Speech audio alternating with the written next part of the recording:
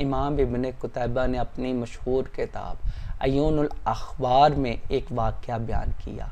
مسلم افواج کے سربراہ حضرت مسلمہ نے ایک قلعے کا محاصرہ کیا ہوا تھا۔ 40 روز گزر گئے مگر قلعہ ناقابل تسخیر بنا رہا۔ غور و خوض کے بعد انہوں نے ایک سرنگ کے راستے سے قلعے میں داخل ہو کر صدر دروازہ کھولنے کی پلاننگ کی۔ کچھ بڑے جان جوخم کا کام تھا، اس لیے کسی کو مجبور کرنے کی بجائے انہوں نے رضاکارانہ طور پر کسی کو بھی اپنا نام پیش کرنے کی ہدایت کی، مگر فوج میں سے کوئی بھی سامنے نہیں آیا۔ شام ڈھلے ایک سپاہی آگے بڑھا، اس نے اپنا چہرہ جنگی خود میں چھپا رکھا تھا۔ وہ جان کی بازی لگا کر سرنگ کے راستے قلعے میں داخل ہوا اور مسلمانوں کے لیے صدر دروازہ کھول دیا۔ اللہ تعالیٰ نے اس طرح سے مسلمانوں کو فتح سے نوازا۔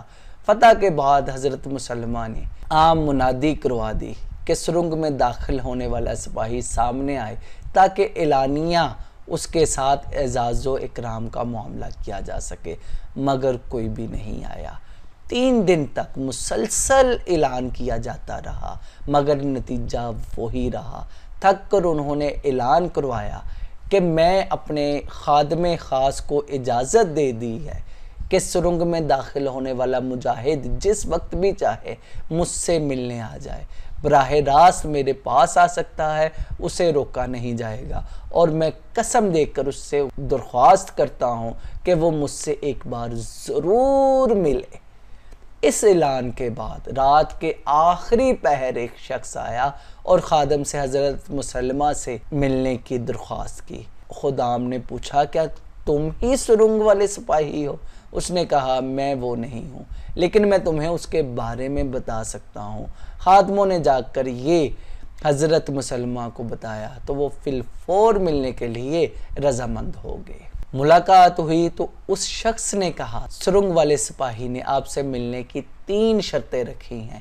ایک یہ کہ اس کا نام خلیفۃ المسلمین کے سامنے ذکر نہ کیا جائے، دوسرا یہ کہ اسے کسی قسم کا انعام نہ دیا جائے، تیسرا یہ کہ اس سے پوچھا نہ جائے کہ وہ کون ہے، کس قبیلے سے ہے اور کہاں اس کا گھر ہے۔ حضرت مسلمہ نے تینوں شرطیں مان لی تو اس آدمی نے کہا سرنگ والا سپاہی میں ہی ہوں، اور وہ چلا گیا۔ راوی کہتے ہیں کہ اس واقعے کے بعد حضرت مسلمہ کا معمول تھا کہ اکیلے نماز پڑھتے ہوں یا باجماعت نماز ادا کر رہے ہوں، وہ نماز کے بعد با آواز بلند یہ دعا ضرور مانگتے تھے کہ اے اللہ میرا حشر اس سرنگ والے سپاہی کے ساتھ فرما، اے اللہ اپنے گمنام بندوں کو اپنی جنت میں جگہ دے کر ان کا شایان شان اکرام فرما۔ جب بھی میں اس واقعے کو یاد کرتا ہوں عجیب کیفیت دل پہ طاری ہو جاتی ہے۔ کیا آج ہماری صفوں میں کچھ سرنگ والے دکھائی دے رہے ہیں؟